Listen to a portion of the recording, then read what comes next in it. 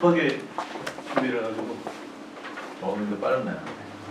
정리가 되는데 우선 교수님 소개해 주신 대로 저는 지금 한국한의학연구원이라는 이제 국가 출연 연구소에서 근무를 하고 있고 여기서 이제 일반 장학생으로 학위를 같이 동시에 진행을 좀 하고 있습니다.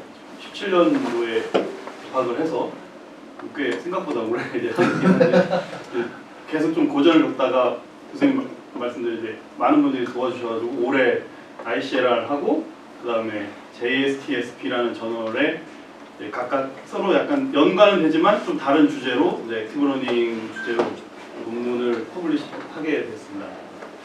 그래서 우선 오늘 주로 말씀드릴 부분은 ICLR에 발표를 했던 논문에서 얘기하는 전체적인 부분을 좀 말씀을 드리고 교수님 말씀하신 대로 제가 생각할 때 여기에서 필요한 연장선상의 연구, 그 다음에 이거의 연장선이 아니더라도 이 아이디어를 혹시 가져갈 수 있는, 제가 생각할 때 가져갈 수 있는 부분들, 그런 부분들 간단하게 좀 말씀을 드리려고 합니다.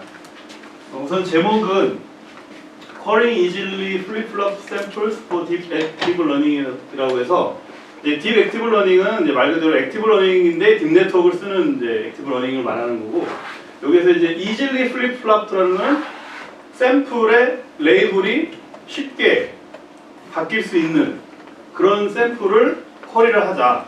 사실 이제 이따 말씀드리겠지만 결국에는 이 샘플의 그러니까 샘플의 레이블, 프리딕티드 레이블이 쉽게 바뀔 수 있다는 거는 이 샘플에 대한 레이블에 대한 그 컨피던스가 낮다는 거거든요. 그러니까 이게 높지 않기 때문에 얘가 1일까 0일까 헷갈리기 때문에 쉽게 바뀔 수 있다는 거거든요. 그래서 언서튼하다는 거고 그런 언서튼한 샘플을 선택함으로써 이 효율을 좀 높일 수 있다. 그런 관점에서 접근을. 그래서 조금만 제가 네. 이해를 돕기 위해서 네. 한마디만 네. 혹시 의문을 가질 수 있으니까 네. 제가 한마디. So I just wanted to.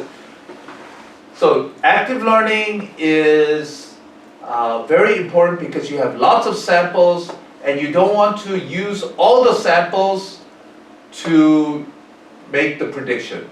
You just want to pick the good ones, the important ones. That's active learning. Now we're going to do deep active learning. And deep active learning here is an iterative process. 이게 iteration이 있어요. iteration이. 그래서 각 iteration마다 그거 샘플을 예측을 해. 그 레이블 값을.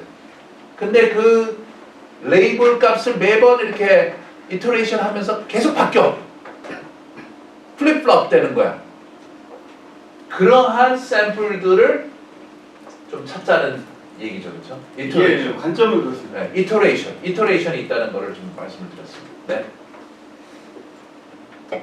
그래서 뭐 다들 잘 알고 계실 수도 있지만 간단하게만 이제 액티브 러닝이 뭐냐라고 했을 때 우리가 이제 레이블, 그러니까 기계학습은 결국에 학습을 위한 데이터가 있어야 되는데 이게 이제 데이터가 워낙 많다 보니까 이걸 다 레이블링 하는데 노력이 이제 시간이 많이 들어가는 거죠. 어떤 계산이라든가 노력이.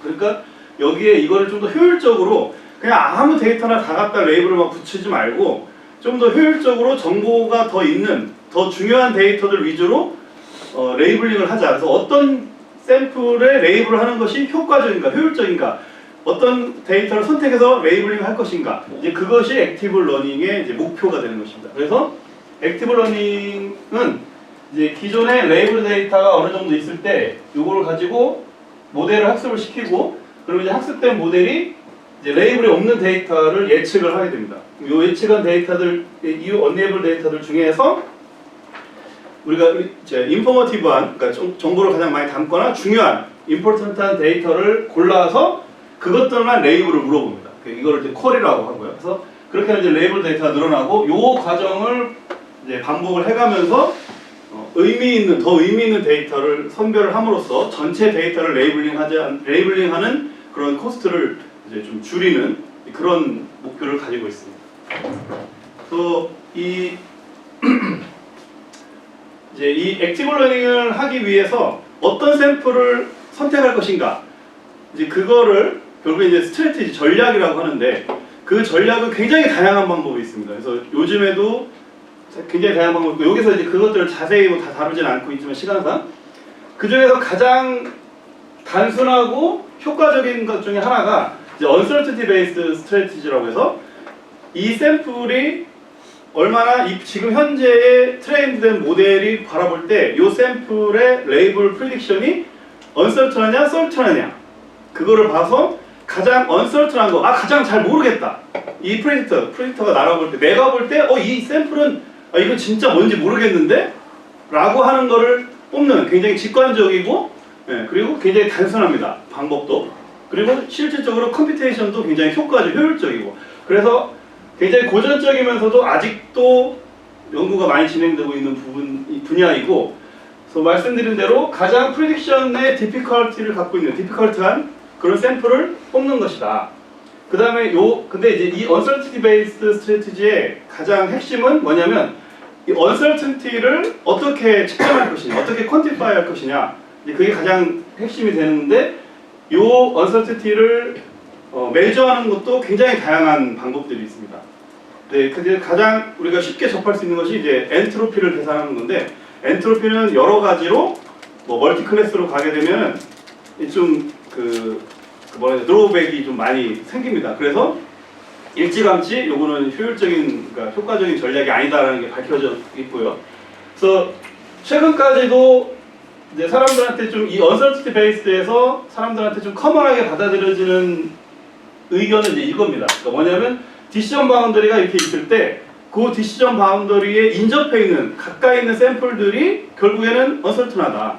이제 요거는 누구도 뭐 부정하지 않을 정도로 커먼하게 이제 받아들여지는 부분인데 이게 문제는 이제 이거는 이제 theoretical하게도 그다음에 empirical하게도 증명이 된 부분입니다. 물론 이제 theoretic한 거는 바이너리 클래시피케이션에서 좀 심플한 이게 계산이 될 수 있는 문제에서만 증명이 되긴 했지만 이제 어쨌거나 이론적으로나 실험적으로 이제 증명이 된 부분이기 때문에 이제 굉장히 그 uncertainty based에서 이 파운데이션 그러니까 베이시스를 갖고 있는 근거를 가지고 있는 어떤 전략인데 이게 문제는 뭐냐면 얘가 멀티클래스 딥 액티브 러닝으로 오게 되면 디시전 바운더리가 어떻게 생겼는지를 알 수도 없을 뿐만 아니라 그 디시전 바운더리하고 샘플 간의 거리를 계산하는 것 자체가 거의 인피저블한 문제가 됩니다. 그래서 이게 뭐 엔트로피나 아니면 마진 뭐 이런 방법들을 그다음에 그 말고도 뭐 여러 가지 방법들로 이 거리를 디시전 바운더리하고 샘플 간의 거리를 어떻게 하면 추정해 보려고 하는 시도들이 몇 번 있었지만 얘네들이 어떤 이론적 근거나 뭐 그런 부분들은 없이 그냥 이제 아이디어 차원에서만 뭐 제시를 했고 뭐 실험적 결과적으로 나쁘진 않지만은 이제 좀 아쉬운 부분이 있다. 그래서 저희는 뭐냐면은 기존의 어떤 유클리디안 디스턴스하고는 다르지만 이 레이블 프리딕션이 갖는 디서그리먼트, 그러니까 그 레이블 프리딕션이 갖는 이 불동일성이라는 이 같은 디서그리먼트를 기반으로 해서 새로운 클로즈니스 메저를 만들자. 그래서 새로운 클로즈니스 메저를 만들었고 그 클로즈니스 메저를 기반으로 해서 액티브 러닝을 하는 알고리즘을 이제 소개하게 되었습니다. 잠깐 여기 영어 하나 So let me just explain this very quickly what this is saying. It's already written in English already, right? So there are many strategies for active learning, okay? But this uncertainty-based strategy is the most common and it's considered simple and efficient. Lots of people follow this. It's trying to find samples that can be predicted with low confidence. You want to pick those samples. 자, 헷갈리는 샘플을 unlabeled 샘플 중에 여러 개 있었잖아요, box. So there was a whole batch of unlabeled samples that you try to choose. You choose the one that you will be predicting with low confidence. You pick those and then you say, what is the label of this? Okay? 아까 전에 그 앞에 label. Okay? Now, Now, the way you can do this is to figure out how far the sample is from the decision boundary. Decision boundary. And this is considered very good. It's proven for binary case theoretically, empirically, this is very good. You find samples that's closest to the decision boundary. 그거에 대한 라벨을 알아내면은 그거를 그 트레이닝 데이터 레이블된 트레이닝 데이터로 하면 좋다 이거지. 근데 deep learning에서는 if you're using deep learning, I mean even though you don't know where the decision boundary is, that's the first problem. The second problem is in multi-class you cannot measure the distance.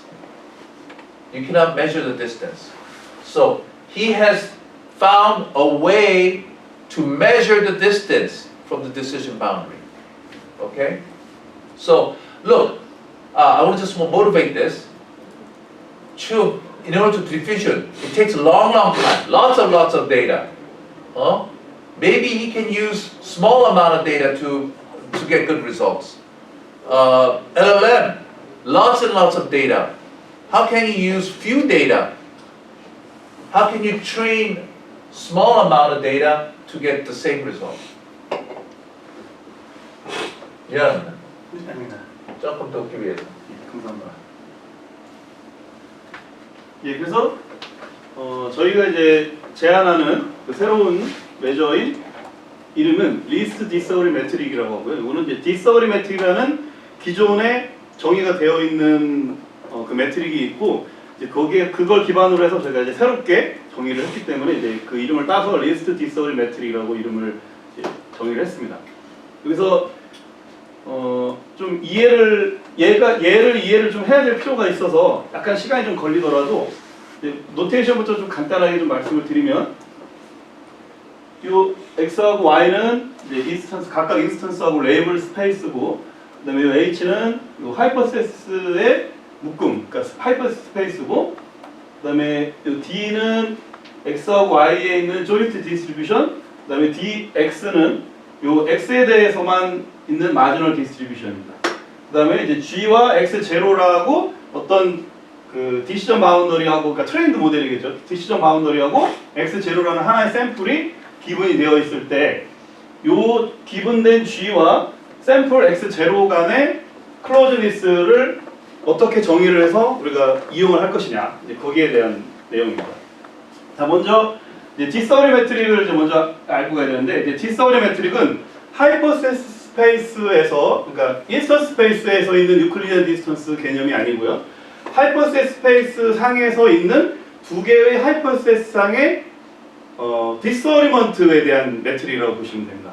그래서 정의 자체가 어떻게 되어 있냐면 이제 H1과 H2의 두 개의 하이퍼스페이스가 있을 때 그 둘 간의 디스어리 매트릭인 로는 이 H1과 H2가 프레딕션을 다르게 할 확률로 정의가 되어 있습니다.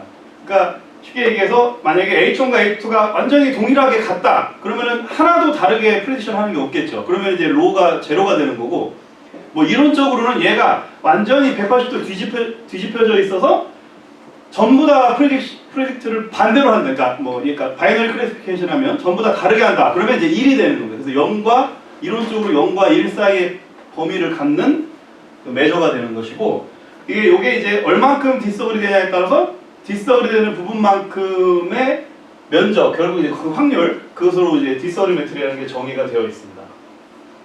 이제 요걸 기반으로 저희가 이제 이 리스트 디서버리 매트릭, 그러니까 LDM을 정의하기 위해서는 이제 새로운 어떤 디서그리드 하이퍼스페이스 셋이라는 그 하이퍼스페이스 셋을 정의를 해야 됩니다. 그래서 요거는 G와 X0에 의해서 정해지는 것이기 때문에 G와 X0가 따라가는 것이고 이 디서그리드 하이퍼스페이스 셋은 뭐냐면 심플합니다. 뭐냐면 X0가 주어졌기 때문에 이 X0라는 샘플에 대해서 기분된 G가 프리딕션하는 것과 그냥 다르게 프리딕션하는 그 하이퍼스페이스들의 모음입니다. 그냥 굉장히 심플하죠. 그러니까 기분된 프리딕션과 다르게 프리딕트하는 하이퍼스페이스들의 모음. 근데 그게 이제 이 디서그리드 하이퍼스페이스 셋이고 결국 리스트 디서그리 매트릭은 어떻게 정의되냐면 요 디서그리드 하이퍼스페이스 셋에 있는 하이퍼스페이스 중에 G와 기분된 G와 로가 가장 작은 그러니까 디서그리 매트릭이 가장 작은 하이퍼스페이스와 G의 디서그리 매트릭으로 그래서 리스트 디서그리 매트릭이라는 이름이 붙었습니다. 네, 이렇게 정의가 돼서 결국 얘가 의미하는 바가 뭐냐면 이 디스오리드 하이퍼스테스에 있다는 얘기는 뭐냐면 이제 기분된 하이퍼스테스와 다르게 프리딕션을 하는 애들 중에서 가장 로가 작은 애, 그러니까 가장 다르게 프리딕션하는 애와의 로값, 그러니까 얘가 이제 클로즈니스로 가는 겁니다. 그래서 이게 H와 G가 조금만 틀어져 있다, 약간만 틀어져 있다. 그래서 로가 굉장히 작은데도 이 X의 제로에 대해서 기분된 프리딕션과 다르게 프리딕트를 한다. 그러면 이 X0는 G에 굉장히 가깝게 있다는 거거든요. G에 굉장히 가깝게 있기 때문에 얘가 조금만 틀어져서 로 값이 작은 값을 가져도 프리딕션이 바뀔 수 있다는 거죠. 그런 관점에서 이 클로즈니스를 말할 수 있다. 그러니까 정확히 말하면 이제 유클리디안 디스턴스 같은 개념은 아니에요. 완전히 다른 개념의 클로즈니스고, 그래서 결국 얘가 하고자 하는 말은 얼마만큼 이 샘플의 기분된 샘플의 프리딕션을 바꾸기 위해서 지금 기분된 프리딕터에서 얼마만큼 얘를 변질시켜야 되냐, 얼마만큼 바꿔야 되냐, 결국 그런 관점에서의 클로즈니스입니다. 그래서 이걸 이제 그림으로 좀 이제 바이너리 클래시피케이션 문제에서 그림으로 좀 이해를 해보자면, 지금 여기 이 문제를 좀 심플하게 하기 위해서 오리진을 중심으로 이 디시전 바운더리가 이렇게 그냥 회전하는 겁니다. 단순하게 회전만 하는 문제고, 여기 이제 G가 기분, 여기 G예요. 기분 하이퍼세스고, 여기 기분 샘플이 X0가 여기 있습니다. 그러면 이 G에 대해서 얘가 이렇게 있어서 뭐 만약에 얘가 이제 레이블 프리딕션이 0이다. 그 다음에 이쪽은 아래쪽은 1이다. 그럼 지금 만약에 0으로 프리딕션을 하고 있다. 그러면 이 G가 H가 만약에 이 정도 이렇게 올라와도 내내 여전히 0으로 프리딕션을 하고 있을 거예요. 그래서 더 올라가다가 얘를 넘어서는 이제 하이퍼세스가 나오면 그때부터 이제 1로 프리딕션을 하겠죠. 그러니까 이렇게 해서 레이블의 프리딕션이 달라지는, 결국에는 이 하이퍼세스가 이렇게 증가가 돼서, 그러니까 올라가서 얘를 넘어서는 애들부터가 여기에 포함되는 애들입니다. 이 디스오리드 하이퍼세스에. 그 다음에 여기 있는 애들 중에서 로는 뭐냐? 로는 결국 요 하이퍼세스와 그 다음에 또 다른 하이퍼세스 간에 결국은 이 차이가 면적이 되거든요. 이 차이만큼에 달라지기 때문에. 그래서 여기하고 이 X0를 지나는 선과 G를 이루는 선 사이의 각도, 요 각도가 어떤 로 값이 됩니다. 그럼 결국에는 이제 하이퍼세스들이 이렇게 있다고 할 때 요 면적, 요 각도에 의한 이 파이분의 앱솔루트 세타, 그 값이 이 로가 되는데, 이제 그 중에서 인피멈이기 때문에 이 X0를 지나는 선, 그래서 이제 세타 제로가 들어가면 그게 이제 이 문제에서는 요 G와 X0에 대한 그 LDM 값이 되게 됩니다. 그래서 이렇게 정의가 되어 있고, 이게 이제 개념적으로 우리가 그냥 인스턴스 스페이스에서 유클리디안 디스턴스처럼 바로 이제 가져오기가 어렵기 때문에 이제 어떻게 바로 응용할 수 있을지 잘 모르겠지만, 이제 이 개념 자체가 어떤 디시전 바운더리하고 샘플 간의 클로즈니스에 대한 얘기이기 때문에 뭔가 디시전 바운더리에 인접한 샘플들을 우리가 선별해서 그 샘플들의 특성이나 아니면 그 샘플들과 관련된 어떤 연구를 하고자 한다면은 얘를 좀 활용할 수 있지 않을까. 왜냐면 기존에는 이제 디스턴스를 재기가 어려운데 얘는 어쨌거나 디시전 바운더리의 이 프리딕션 관점에서의 클로즈니스는 구할 수 있기 때문에 이런 이제 관점으로 할 수 있다라는 얘기고, 이제 여기에서 문제가 뭐냐면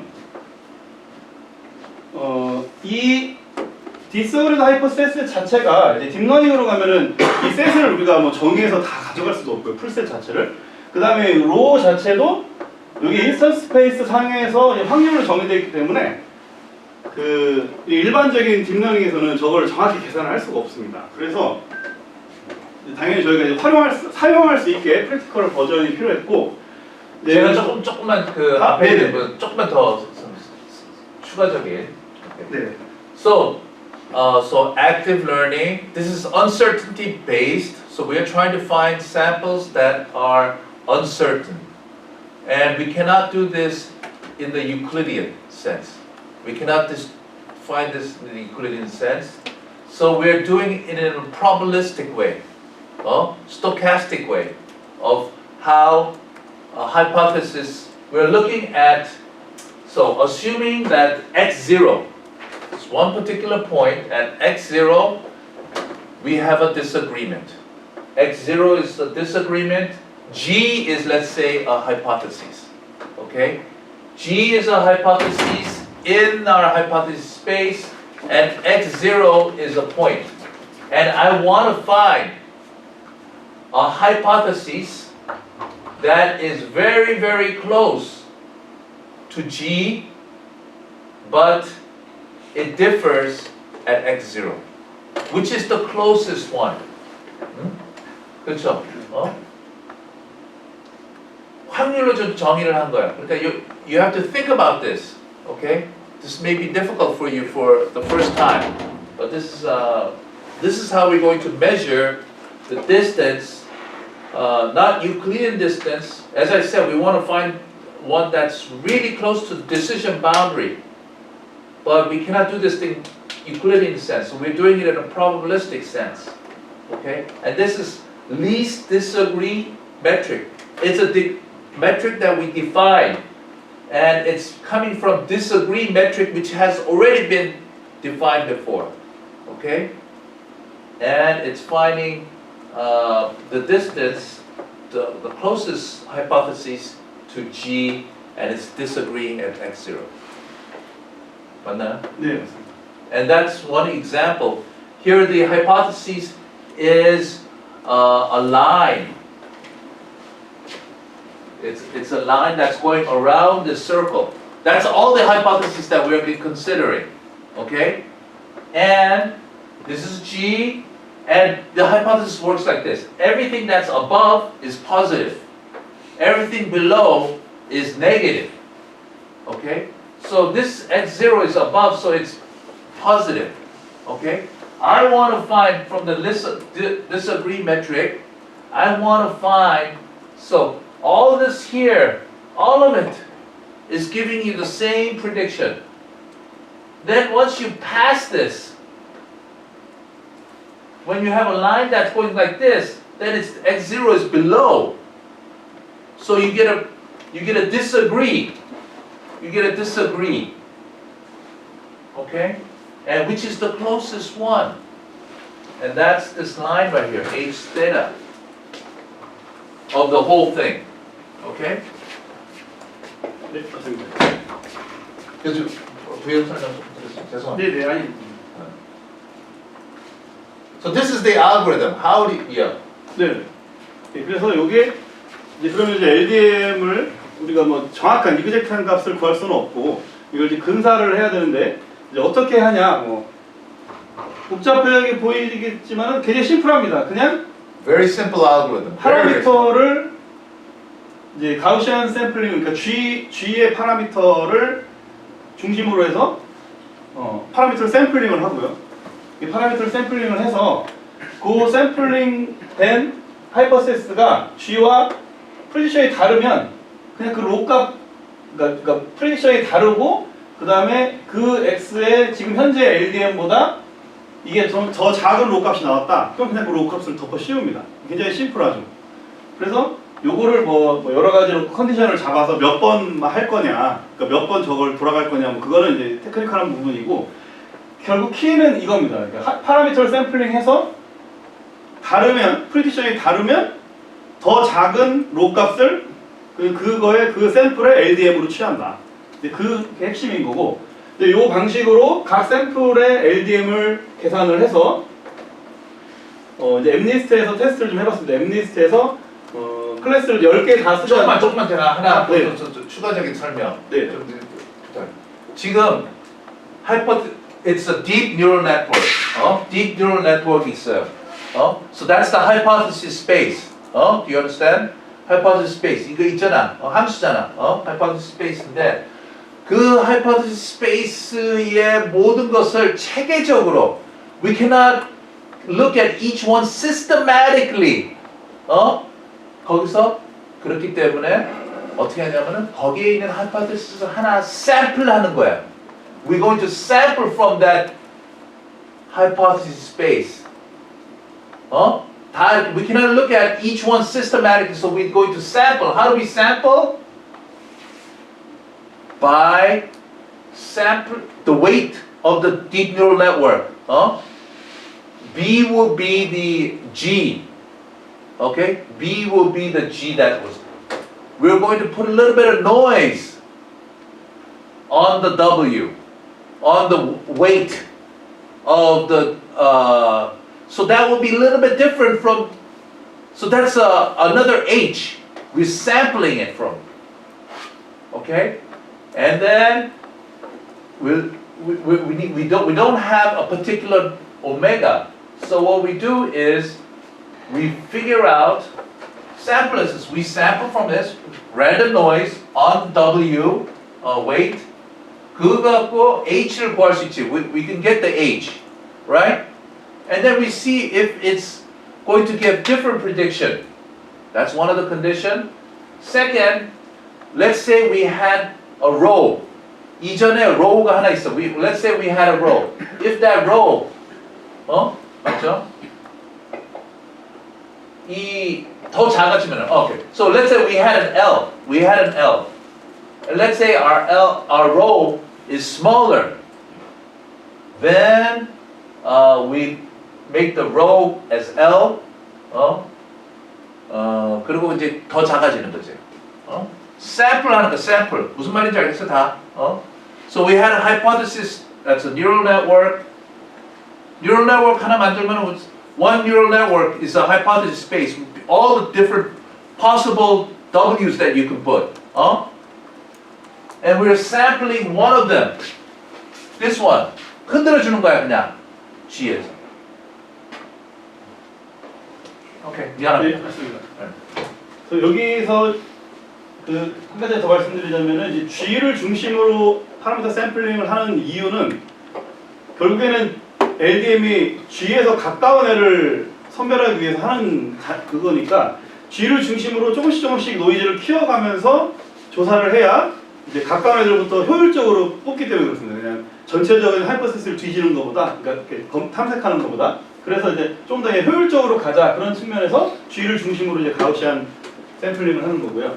이렇게 해서 LDM을 구해서 그 LDM이 이제 작은 애들, 그러니까 LDM이 가장 작은 샘플들을 뽑으면 이거 파란색인 것처럼 여기 클래스 하나, 여기 클래스 하나, 이제 여기 클래스 하나, 이게 세 가지 클래스로 테스트를 해본 건데 지금 보시면은 요 디시전 바운더리가 이런 식으로 형성이 되는데 그 디시전 바운더리 주변에서 이 샘플을 그러니까 LDM이 작은 애들이 디시전 바운더리 주변에서 형성이 되는 것을 확인을 할 수 있습니다.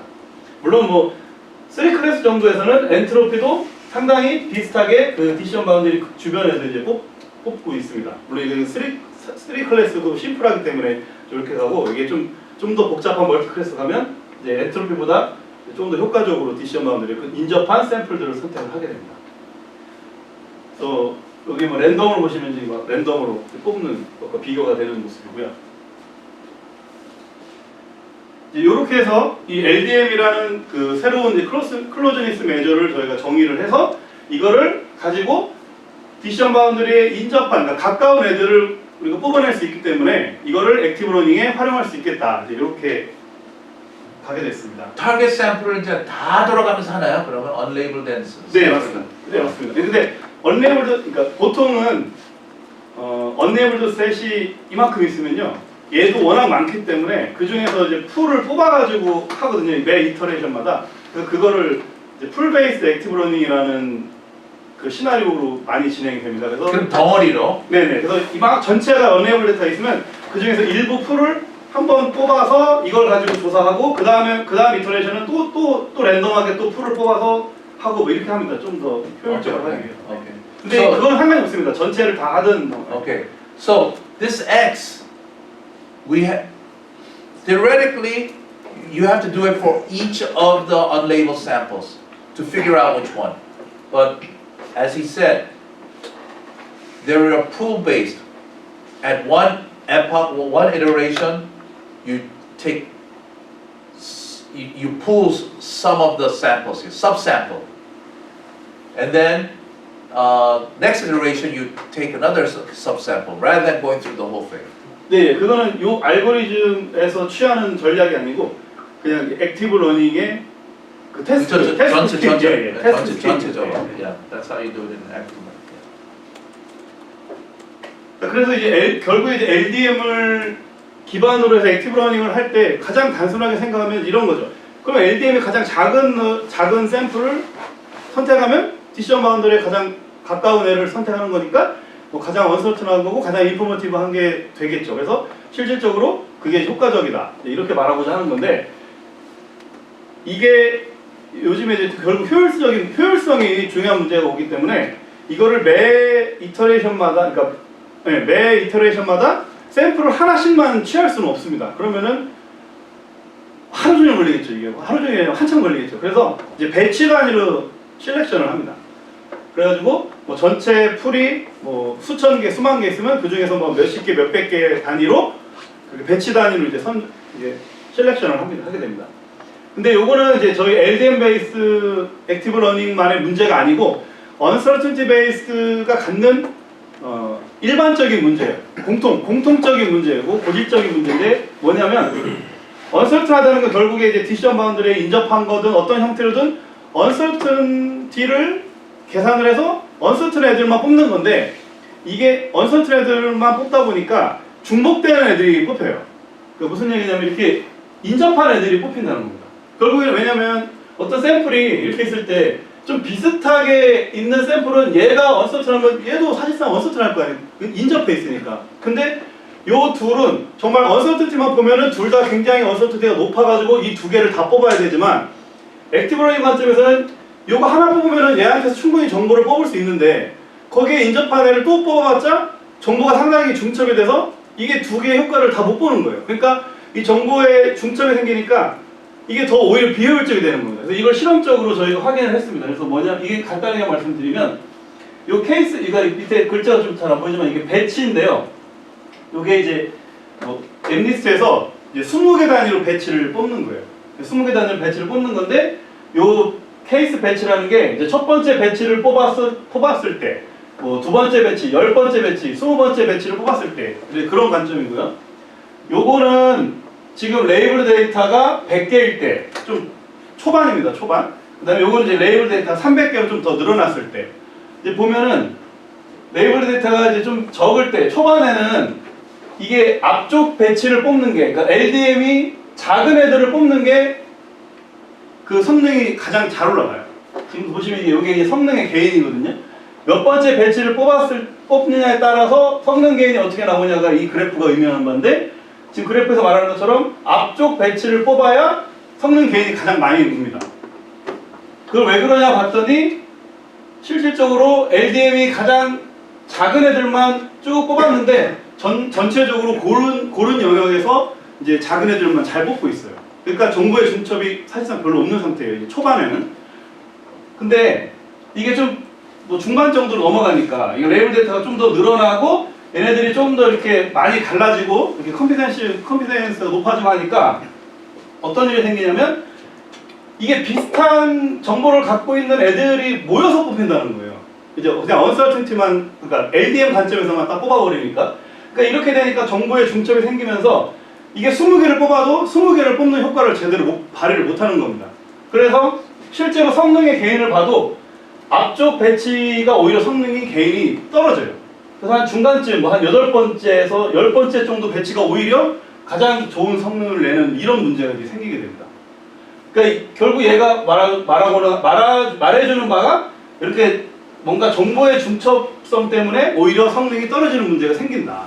그래서 이 그러니까 배치 실렉션을 할 때는 이 uncertainty based active learning에서는 다이버시티를 고려를 해야 된다는 게 좀 어떤 공통적인 질문입니다. 그래서 저희도 이 다이버시티를 적용을 해서 여러 가지 다이버시티를 적용하는 알고리즘들에 대해서 기존 연구들을 좀 살펴봤고, 저희가 조금만 얘기할게요. 네.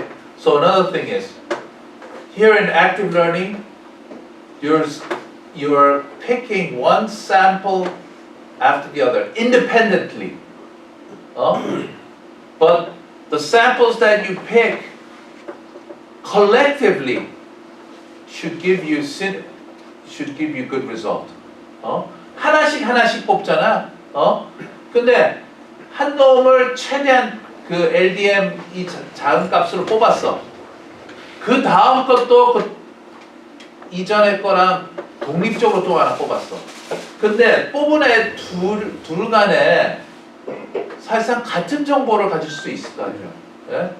그래서 그 독립성을, 아니 그러니까 뭐랄까 조금 뽑은 것들의 어떤 다양성을 생각해야 된다라는 것입니다. So this paper is saying you're picking one after the other independently, but you need to think of it collectively.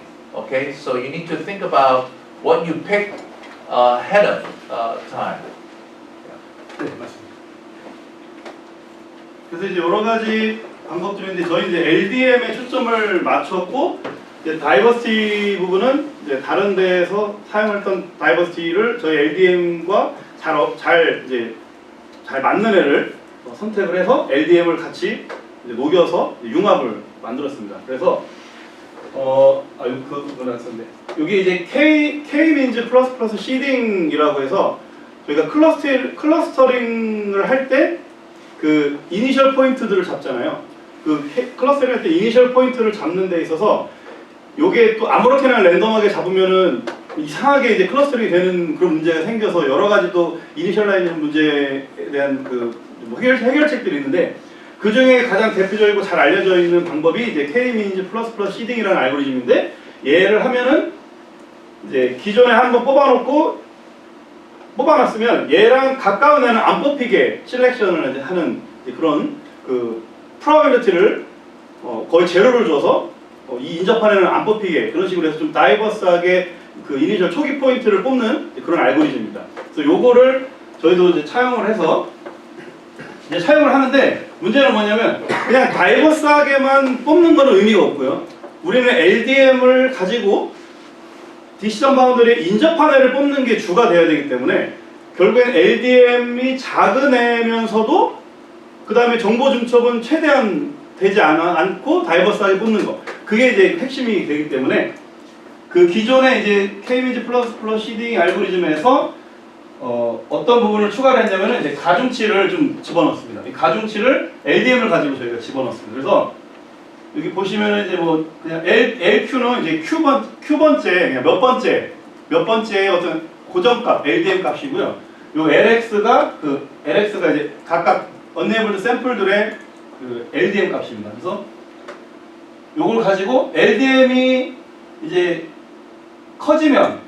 LDM이 커지면은 이 에타가 커지면서 웨이트가 기하급수적으로 줄어듭니다. 그러니까 LDM이 작은 값이 이 웨이트가 좀 큰 값을 갖고 상대적으로 이제 LDM이 커지면 웨이트 자체가 확 감소하는 형태로 그래프를 그리고 그 다음에 이 프로바빌리티를 계산할 때 그 X는 이제 요 샘플링하고자 하는 unlabeled 샘플들이고 이 X 프라임은 이 Q가 이미 선택된 애들입니다. 그래서 이미 선택된 애들과의 피처 코사인 거리가 가까우면 얘가 또 제로로 갑니다. 얘가.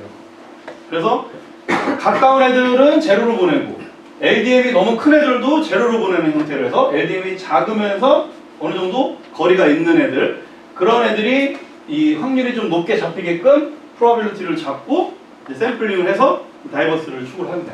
그래서 이렇게 해서 하면은 아까 같이 이렇게 그러니까 겹쳐져서 이렇게 샘플링이 되는 거를 해결을 할 수가 있고 요거를 최종적으로 이 논문에서는 이 LDM 베이스의 액티브 러닝의 최종적인 형태로 이제 정리를 했습니다.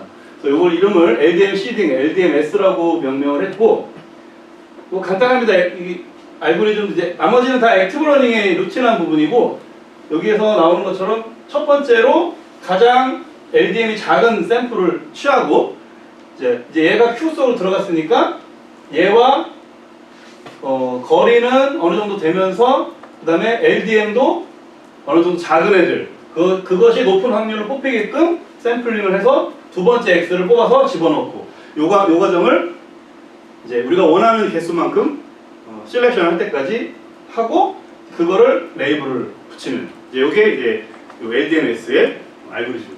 네. So this is how it's making it. 그러면 그 확률 그러니까 샘플의 웨이트를 지정을 해주는 거네요, 그렇죠? 네, LDM을 이용해요. Okay. So, as I said, the first samples are usually 가장 큰, yeah, has to have the smallest and very important. Then the second one will compare the first one to the first one. And if depending on how close it is, it's going to have a different weight. 맞죠? 네. 좋습니다. 이렇게 해서 이 LDMS를 기존의 다른 어떤 uncertainty based나 diversity based의 알고리즘들과 좀 비교를 했고요. 사실 뭐 실험을 어떻게 했는지를 설명을 먼저 드려야 되는데 이제 그거는 여기서 좀 생략을 했고, 결과적으로만 말씀을 드리면 이거를 여러 가지 데이터셋에 대해서 예를 먼저 보여드려요.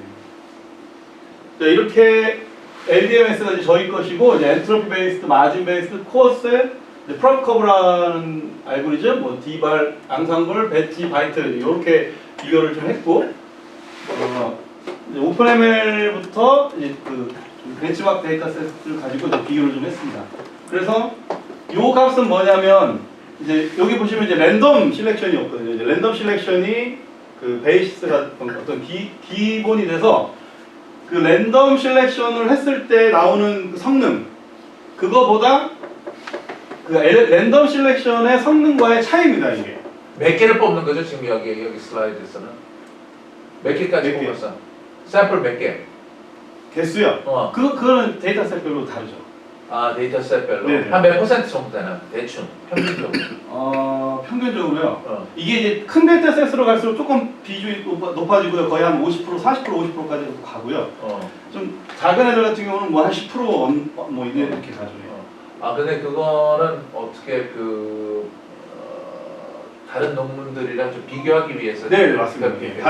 다른 알고리즘들하고의 이제 액티브 러닝 비교하기 위해서 잡아서 조금만 얘기해 보죠. Okay, so you could do active learning by randomly picking the samples, right? You have large sample and you could just randomly pick. This number is how much better are you doing compared to random selection. And for each one of those data set, you have different amount of sampling. So he's telling me for large set, it may be 50%. You're taking half the random sample. For small ones, maybe 10%. 그거와의 랜덤과의 성능 차이인데 이 성능은 classification error예요? 네, 맞습니다. So these are the classification error based on random and this method, and for all of them. And this one, best result. 네. 그래서 보시면은 이게 이제 포지티브가 의미하는 게 랜덤보다 요만큼 테스트 애큐러시가 높아졌다. 그런 거고, 보면 마이너스인데 요거는 오히려 랜덤보다 성능이 안 나오는, 그러니까 성능이 떨어지는 거라는 거죠. 그러니까 보시면 엔트로피는 마이너스가 생각보다 많습니다. 그러니까 엔트로피는 이미 예전부터 성능이 잘 안 나오는 걸로 잘 밝혀졌고, 그리고 마진을 보시면은 얘도 상당히 성능이 잘 나옵니다. 마진도. 그다음에 이제 최근에 나오는 게 뭐 프롭 커브나 이제 벤치 바이트인데, 바이트는 이쪽은 결과가 없는 게 이게 계산이 안 됩니다. 이 리소스. 뭐 저희 리소스만의 문제는 아니겠지만 아까 교수님 말씀하신 대로 A 100대? 뭐 그런 하면 혹시 모르겠지만 제가 갖고 있는 GPU 가지고는 계산을 할 수가 없어서 이제 실험을 할 수가 없는 영역이고요. 그래서 이제 이런 것들하고 비교가 된 부분이고, 그래서 보시면은 이제 밑줄 굵은 글씨에 밑줄 쳐진 거는 가장 성능이 좋은 거, 그 다음에 밑줄이 없는 거는 이제 두 번째로 성능이 좋은 겁니다. 그래서 보시면 저희 알고리즘이 이 전체 데이터셋 실험한 거에서 베스트나 세컨 베스트를 다 기록을 하고 있다. 네, 그리고 이제 다른 알고리즘들은 뭐 마이너스로 떨어지는 경우도 있고, 굉장히 심하게 떨어질 때도 있고요. 물론 이런 거는 베스트를 찍을 때, 그러니까 세컨 베스트를 찍을 때도 있지만 마이너스로 심하게 랜덤보다 엄청 떨어질 때도 있다는 거죠. 이런 것도 베스트를 찍을 때 있지만 랜덤보다 상당히 떨어질 때도 있고, 뭐 이렇게 알고리즘별로 어떤 데이터셋, 어떤 세팅에서는 되게 굉장히 좋은 성능을 낼 좋기도 하지만 또 어떤 세팅에서는 성능이 완전히 무너지는 뭐 그런 케이스도 있고 전반적으로 성능이 좀 지지부진한 그런 것도 있고 근데 저희는 뭐 어쨌거나 이 9개 세팅에서는 다 이제 상당히 좋은 성능을 내주고 있다. 컨시스턴트하게. 요거를 좀 오버롤하게 이제 보는 지표로 이제 두 가지를 좀 봤는데 이 돌람모 커브라는 거는 이게 이제 이 알고리즘들이 이제 성능을 보이잖아요. 각각의 성능 그래프를 그리는데 그 성능 그래프들 중에서 이제 가장 좋은 성능을 우리가 베스트라고 했을 때 각각 알고리즘이 그 베스트하고의 차이가 얼마냐 그 델타거든요. 그래서 만약에 이게 0이다 그러면 베스트랑 차이가 없으니까 그냥 내게 베스트라는 의미고요. 이게 1이다 그러면 베스트하고 나하고의 성능 차이가 1이다. 그리고 이게 5면은 뭐 베스트하고 나하고의 성능 차이가 지금 5만큼 떨어져 있다. 그러니까 내가 베스트하고 굉장히 멀리 있다 이런 얘기거든요. 그거를 전체 실험에 대해서 다 이제 모아가지고 본 건데 저희 알고리즘 보면은 이제 이게 제로인 거, 그러니까 우리께 베스트인 게 30%가 우리께 베스트인 게 나왔고 이게 뭐 한 그 베스트하고의 1 이내가 한 80% 이상이 우리 거 나왔다는 거죠. 다른 거 그다음 좋은 알고리즘은 뭐 20% 언더, 가장 좋을 때가 20% 언더, 그리고 베스트하고 이제 1 차이가 나는 것도 60% 언더 정도로밖에 이제 안 나왔는데 이제 이렇게 오버롤하게 봐도 우리 것이 좀 가장 좋다. 그다음에 요거는 뭐냐면 이쪽 열에 있는 알고리즘이 이쪽 행에 있는 알고리즘을 비팅하는 겁니다. 그래서 보시면은 LDMS가 랜덤을 비팅한 걸 평균적으로 보면은 전체 9개 세팅 중에 6번이 시그니피컨트하게 비팅을 했다. 그러니까 비팅을 해도 이제 유효하지 않게 그냥 살짝 비팅할 수도 있는데 이게 그 유의값을 계산해서 시그니피컨트하게 비팅을 했다. 이제 그거를 평균적으로 계산을 한 겁니다. 그래서 보시면은 LDMS 저희 거가 이 알고리즘들을 다 유의하게 비팅을 좀 하고 있고 반대로 이쪽은 그걸 뒤집어 생각하면 이 알고리즘이 얘네들에 의해서 시그니피컨트하게 비트를 했다는 거거든요. 근데 보시면 이제 시그니피컨트하게 비트는 한 케이스가 없습니다. 그래서 이제 요렇게 이 매트릭스로도 저희가 좀 오버롤하게 두 가지 형태로 이제 오버롤한 성능을 비교를 했습니다. 그래서 이제 마지막으로 이제 여기서 생각할 수 있는 이제 퓨처웍을 좀 생각을 좀 해봤는데 이제 저희 알고리즘의 지금 현재 상태에서의 저희 알고리즘의 첫 번째 한계는 뭐냐면 이게 디서그리를 기반으로 하다 보니까 디서그리라는 거는 다른 거잖아요. 다른 거. 이게 뭔가 하나가 기준이 있고 얘랑 다른 거. 그렇다 보니까 아직까지는 클래시피케이션 문제에서만 다루고 있습니다. 그래서 이게 근데 머신러닝은 클래시피케이션은 굉장히 또 작은 영역이잖아요. 뭐 리그레션도 있고 디텍션, 그러니까 디텍션도 결국 리그레션 문제고 그리고 이게 아까 교수님은 뭔가 이제 그 텍스트 쪽, 그러니까 디퓨전 이쪽 연결을 좀 갔으면 싶어 하시는데 이쪽도 클래시피케이션하고는 연결이 좀 어려울 수 있거든요.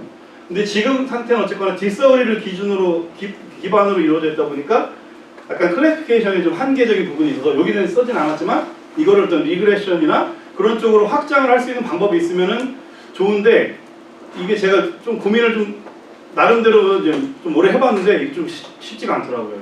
리그레션으로 연결시키는 문제는 좀 그런 게 있었고 그래서 여기다 이제 쓰진 않았지만 그런 부분도 있다 생각할 수 있는 부분이 그 다음에 이게 작년 그러니까 ICRR 2023년도에 그때도 점수가 나쁘진 않았었는데 이 샘플 컴플렉시티 문제에 저희가 잘못 빠져가지고 이제 답변을 잘못하는 바람에 결국 최종적으로 이제 리젝이 됐었는데 이 샘플 컴플렉시티, 액티브 러닝에서 샘플 컴플렉시티를 계산하는 게 이론적으로 상당히 중요하지만 거의 대부분 제공을 못하고 있어요. 그래서 저희도 이걸 못하고 있는데 저희 알고리즘을 그대로 가져다가 샘플 컴플렉시티를 계산하는 거는 같이 연구하는 공동 연구자분들도 이건 사실상 불가능한 것 같다. 그렇지만 어떤 형태로든 뭔가 좀 심플리파이 한다든가 알고리즘을 조금 다듬어서 이 샘플 컴플렉시티를 얻을 수 있는 방법이 있지 않을까 이제 이런 그래서 이것도 뭔가 넥스트 주제 근데 쉬운 주제는 아니고 그다음에 짧은 텀의 주제도 아니고요. 그래서 간단하지 않지만 좀 길게 생각할 수 있는 주제로 생각해 볼 수는 있다. 근데 좀 이론적인 거라 어려움이 좀 있는 부분이고 그리고 지금 이제 가우시안 샘플링을 하는데 이 가우시안 샘플링도 이제 네트워크가 커지고 파라미터 스페이스가 커지면 이게 또 단순하지 않을 수가 있어서 그 다음에 그 또 네트워크의 지금까지 저희가 실험했던 네트워크에서는 전반적으로 잘 성능을 보여주고 있지만 또 어떤 특이한 네트워크가 온다든가 아니면 그 뭐 예를 들어서 저희가 RNN이나 이런 거는 안 해봤거든요. 지금 이제 CNN 뭐 이런 중심을 했고 뭐 배치 노멀라이제이션은 들어가 있지만은 일단 여기까지 진행했던 연구에서는 다 파이널 레이어만 이렇게 퍼터베이션을 줬어요. 그러니까 네. 그 앞단에서의 뭐 배치 노멀라이제이션이나 아니면 뭐 이거 제 생각에 어떤 거? 레지듀얼 이런 거는 이제 고민을 안 해도 되는 문제였는데 요게 이제 뭔가 앞단의 파라미터를 고려하는 문제로 가거나 아니면 이제 LSTM 이런 걸로 가면은 또 단순한 문제가 아니게 될 수 있을 것 같아서 요게 뭔가 이제 가우시안 샘플링 말고 이거를 좀 스칼라블하거나 좀 심플 포스테리아로 바꿀 수 있는 방법이 없는가. 요것도 이제 좀 이론적인 부분에서 배우고 있는 부분이고 그다음 제가 생각하는 것 중에 가장 중요한 부분이 이 버전 스페이스를 고려해야 되는 문제 같은데 버전 스페이스가 뭔지 좀 네네 그 버전 스페이스가 뭔지 요거는 이번에 그 저널에 된 논문이 요 버전 스페이스를 다루고 있는 겁니다. 이건 이제 이건 준비를 슬라이드를 못해가지고 요 그림만 간단하게 좀 보여드릴게요. 이제 버전 스페이스라는 건 뭐냐면 여기 이제 심플한 케이스를 좀 볼 때 바이너리 클래시피케이션 문제고요. 이제 파저티브, 네거티브 문제고 요 트레이닝 샘플들이 있을 때 이 트레이닝 샘플을 완벽하게 세퍼레이트하는 하이퍼세스들, 그러니까 완벽하게 맞추는 거, 에러가 제로인 애들, 그 트레이닝 에러가 제로인 하이퍼세스들을 모아놓은 셋이 버전 스페이스입니다. 그래서 이 버전 스페이스가 예를 들어서 요게 요 파란색이 지금 레이블드 파저티브고 요 빨간색이 레이블드 네거티브라고 할 때 이 이그젬플에서는 어떤 하이퍼세스를 생각했냐면 스퀘어가 아니고 렉탱글을 생각했어요. 렉탱글을. 그래서 렉탱글을 이렇게 얘네들과 요 안쪽으로 되는 렉탱글을 잡으면 이게 완벽하게 분리를 할 수 있잖아요. 트레이닝 에러가 제로가 되는 거죠. 그래서 지금 이 색이 잘 보이시는지 모르겠는데 요 살짝 연두색으로 칠해지는 이 영역 안에서 이 렉탱글을 잡으면 걔네들은 다 트레이닝 에러가 제로인 애들이에요. 그러니까 요만큼이 지금 버전 스페이스라고 이제 보시면 됩니다. 근데 여기에서 요 버전 스페이스 중에서 하나를 우리가 뽑는다. 그러니까 레이블을, 쿼리를 이 버전 스페이스 안에서 하나를 뽑으면 그러면은 그러니까 뭐 꼭 하나를 뽑지 않더라도 이 버전 스페이스 안에서 뽑으면은 그 버전 스페이스가 이렇게 줄어들게 돼요. 왜냐면 그 안에서 뽑히니까 이게 안 맞는 애들이 나오거든요.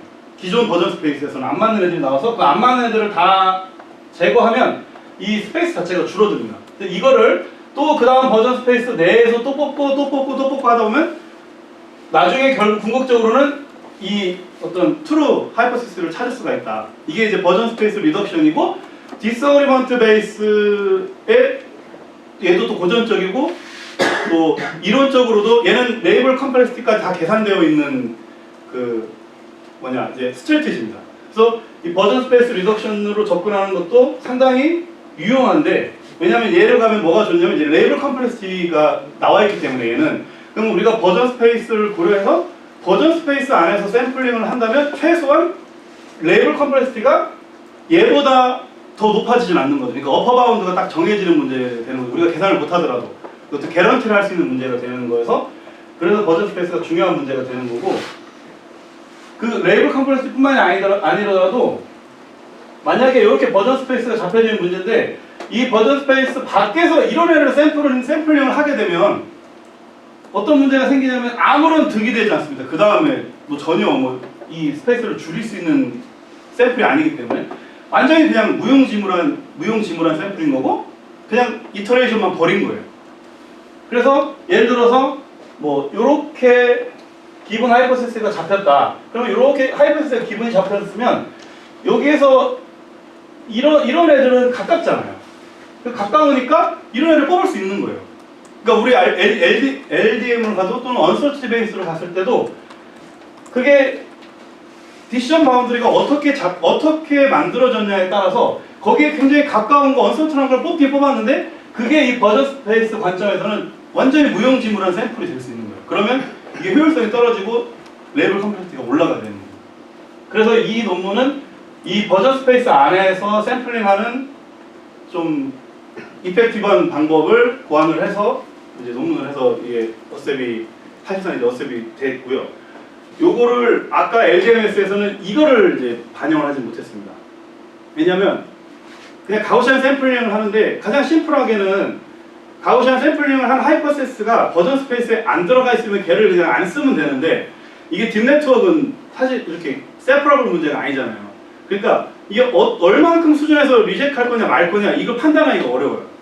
그래가지고 그렇게는 방법을 접근할 수가 없고 그렇다고 LDM을 버전 스페이스를 고려해서 뭔가 얘를 막 공간을 비틀 수도 없고 그래서 이게 좀 얘도 저 연구를 진행할 당시에는 그 이 버전 스페이스를 고려하는 문제가 간단하게 그냥 넣기는 어려워서 바로 도입을 하지는 못했었습니다. 근데 이제 아무튼 이 LDM의 연속선상으로 생각할 수 있는 문제는 그 클래시피케이션이 아닌 문제, 뭐 리그레션이나 이런 문제들에 혹시 이걸 적용할 수 있는 형태로 좀 다듬을 수 있는가, 아니면 약간 전환을 좀 줄 수 있는가, 이 기본 아이디어를 가져가되, 그 다음에 사실 이 버전 스페이스 문제를 해결하면 이 샘플 컴플렉시티는 최소한 어퍼 바운드를 잡히는 거기 때문에 자동적으로 좀 해결이 될 수 있는 문제라고 볼 수가 있고, 그리고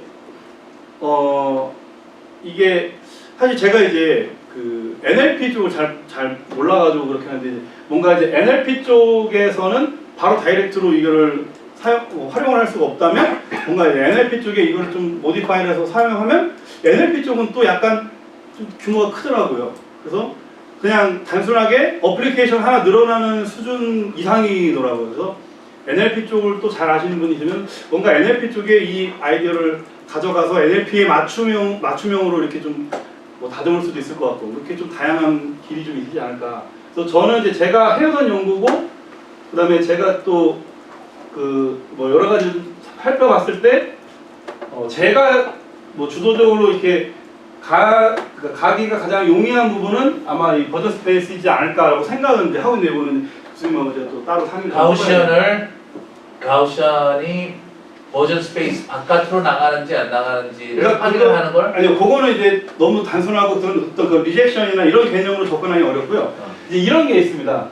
어떤 게 있냐면 이제 스토캐스틱 그러니까 버전 스페이스는 트레이닝 데이터에서 완전히 세퍼러블하게 만들 수 있는 하이퍼시스를 버전 스페이스라고 정의를 한 거죠. 네, 맞습니다. 네네. 근데 그러니까 리얼라이저블 케이스에서 딥러닝에서는 뭐 그 리얼라이저 케이스가 아니니까 이제 그렇게까지 접근하지 않지만, 네. 그 SGD로 해서 결국 이제 이게 학습을 시켜놨지 않습니까? 네네. 그러니까 요거를 이 학습 시켜놓은 게 여기 있으면 저희는 이걸 중심으로 해서 그냥 가우시안 샘플링을 하는 거예요. 네네네. 근데 이렇게 하지 않고 기존에 어떤 이런 논문들이 있습니다. 그러니까 SGD를 활용해서 여기에서 그냥 트랙을 더 따는 거거든요.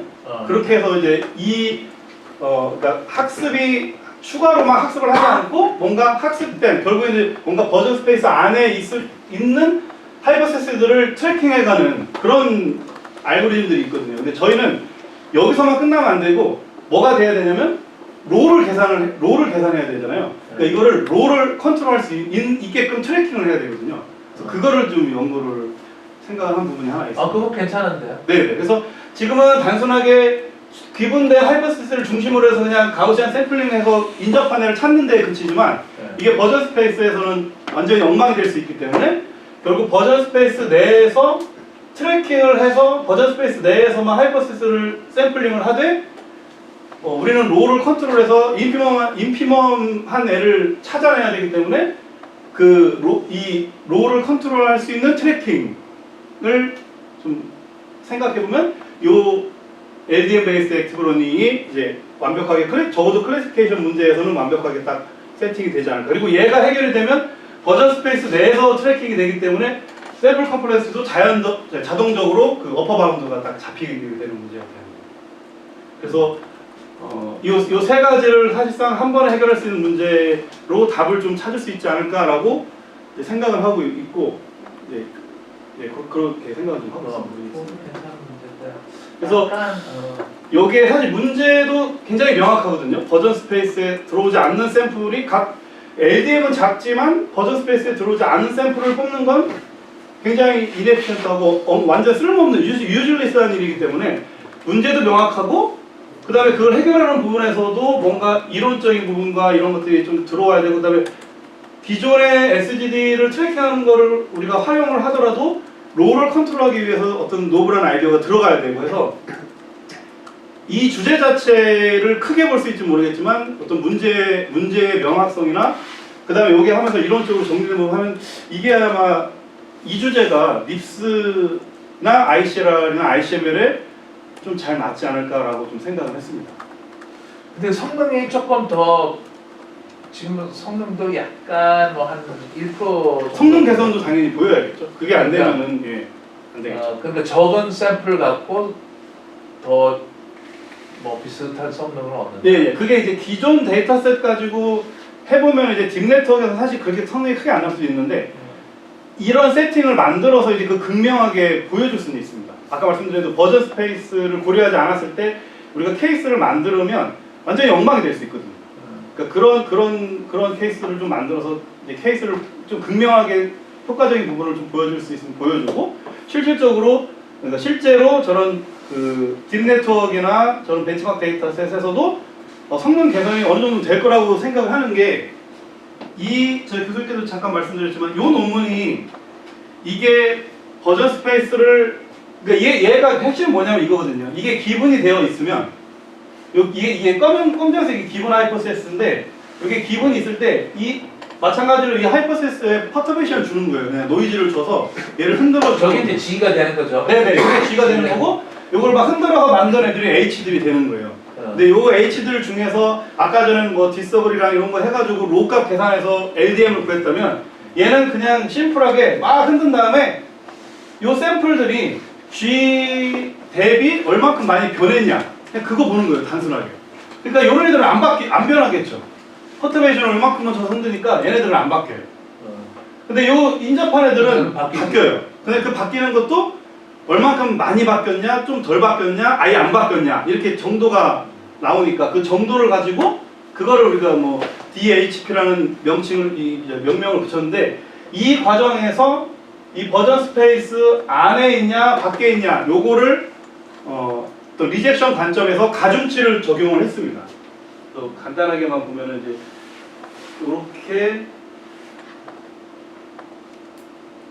이렇게 가중치를 해서 뭐 이제 트레이닝 에러를 기반으로 해가지고 약간 소프트 리젝션 개념으로 해서 그 이제 익스포넨셜하게 가중치를 줘가지고 요 가중치를 기반으로 해서 버전 스페이스 뭔가 바깥에 그러니까 트레이닝 에러가 높아진 하이퍼세스들로 이게 디서버리가 된 애들은 좀 무시할 수 있게 그리고 그게 좀 트레이닝 에러가 잘 잡히는 애들 그러니까 학습이 잘 되는 것처럼 샘플링된 애들로 디서버리 된 애들이 좀 더 가중치가 높게 영향이 들어요. 이거랑 저 앞에 있는 거랑 성능 차이는 어때요? 요게 이 가중치를 적용하지 않고 그러니까 이 버전 스페이스 개념을 전혀 고려하지 않고 그냥 퍼터베이션만 주어서 했을 때보다 얘가 성능이 올라가고요. 그 다음에 그 올라간 거랑 LDM의 다이버시티를 넣는 것이 성능이 거의 비슷합니다. 근데 보시면 LDM 쪽은 버전 스페이스가 빠졌고요.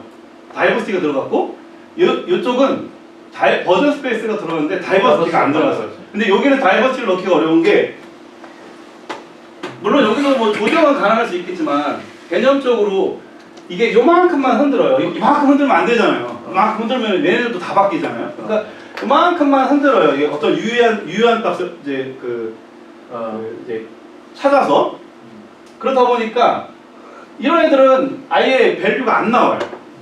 그리고 여기서만 조금 나오고 얘네들을 가지고 아까 LDM에서 했던 것처럼 뭔가 가중치를 해가지고 다이버시티를 적용해가지고 어려움이 있는 거예요. 또 이 방식은. 그렇다고 이거를 넓히면 뭔가 다이버시티는 늘 수 있지만 이제 이 효과를 떨어뜨리게 되고 얘를 좁히면 이 효과는 강해지지만 다이버시티를 넣기가 어려워지고 그래서 이 알고리즘은 이런 한계가 있고 LDM은 지금 그 가우시안 샘플링을 바탕으로 해서는 이제 버전 스페이스를 고려하기가 좀 어려운 부분이 있고 그렇습니다. 그래서 얘는 다이버시티가 빠졌고 걔는 버전 스페이스가 빠졌기 때문에 얘든 걔든 빠진 거를 하나 더 채우면 여기에서 어쨌거나 하이엔드를 찍을 수 있지 않을까 이렇게 생각을 하고 있습니다. 좋은 것 같은데 약간의 그 성능이 조금밖에 안 바뀔 것 같고 약간 같은 내용인데 조금 다른 좀 다르게 보이게 하면 좀 좋을 것 같다는 생각이 조금 들었어요. 하여튼 뭔지는 잘 모르겠지만 네네. 트랜스포머는 지금 한 번도 안 해봤죠, 그죠? 트랜스포머. 그렇죠. 예. 예. 트랜스포머가 여기 좀 들어가면은 거기에서 약간 뭐 프롬 튜닝 요새 약간 흔들어가지고 좀 하는 그런 거랑 좀 연결이 있어요. 알겠습니다. 조금만 더 생각해 보겠습니다. 네네. 오케이. And thank you for the 10-minute talk. 10-minute talk. It's wonderful, but you know there's a lot involved in here. Okay, but it's not a difficult algorithm. Very, very simple algorithm. And very, very effective. Best one right now. Okay, and you know that we are dealing with lots and lots of samples. We want to reduce that sample as much as possible, and we don't want to train it these days. We do prompt tuning. We do meta learning. Those are the things. Diffusion also takes long time, so we want to reduce it. Okay, and if you want to, get some paper, solid paper with good theory. This is very good. Okay, 좀 관심 있게 좀 가져주셨으면 좋겠습니다. 자, so sorry, Chu. We are all waiting for your talk as well. Can we have maybe 5 minutes talk? 5-minute break? Yeah. 5분 break 할까? Or 5-minute break. Okay, good.